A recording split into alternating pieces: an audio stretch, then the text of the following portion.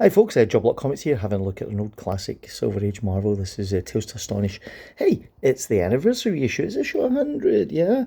Didn't really do much in the Silver Age with anniversary issues, it would just be like a big story or something that was going on. But this is an epic 22 length page battle. Oh my god, it's the Hulk and the Submariner. You gotta love this. Look at this cover, isn't it brilliant? I think it's Marie Severin.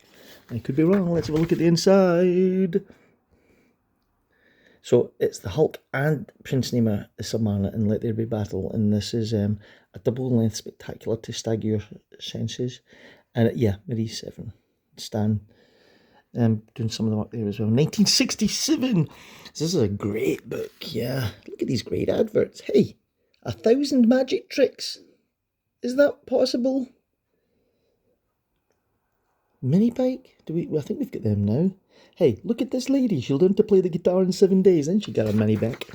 So yeah, it's brilliant. This is brilliant stuff. Yeah, back in the Silver Age of Marvel, I always thought Marie Severin was underrated. I think she did so much fantastic work, and you can tell because look at this issue here. She's doing the Hulk and the Submariner and all these characters, and it looks very different. You know it's not Kirby, you know it's not Ditko, you know it's not Colin, you know it's not Don Heck, you know it's not any. It's a much cleaner style, isn't it? That Marie had. Our work's fantastic, and then we get to this stuff here, and there's the Hulk ain't wasting any time here. He literally cold clocks the Submariner there, but Submariner's not bothered. He just kicks him right in the stomach. Witless Glad.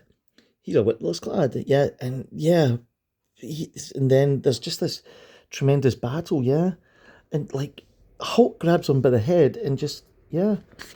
So for me, I always thought, right, wait a minute, the Hulk and the Submariner, the Hulk's gonna absolutely destroy him, yeah, but the Submariner, I suppose, because he's been used to living under the water, he's got like a lot more strength. But look at this fight choreography here. Do you know what I mean? And the Hulk just grabs Submariner, and then it's so yeah. This is see if you were young and you were reading this, and it was that look, Hulk just grabs Subby and just throws him. He just throws him away.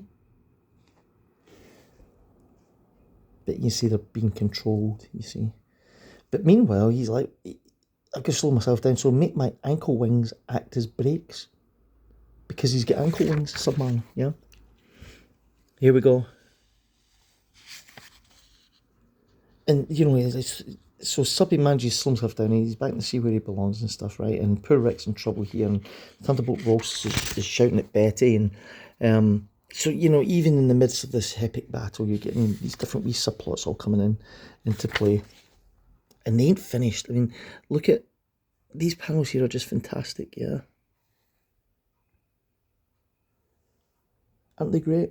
So that's just 1, 2, and 3 on that page, yeah. Imperius Rex! I'm thinking that's some kind of battle cry from Submariner. Here we go. This just goes on and on and on. Yeah. Who's going to win this? See this point here? I think they're quite evenly matched. Yep.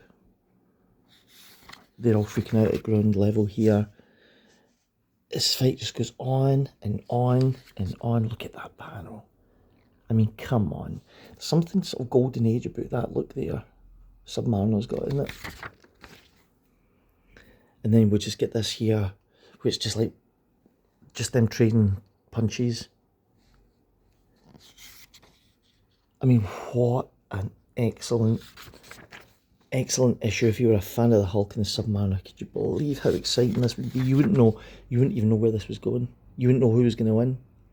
That looks almost like Bill Everett, doesn't it? That panel there. There we go. Of course they're being controlled by this chrome dome here, yeah. And then we get to the end here, and he's changed. Look, he's now Bruce Banner. He still begins to awaken, but he is of little interest to the Submariner. Perhaps the Hulk has perished. If so, he is ritually deserving of such a fate, yeah?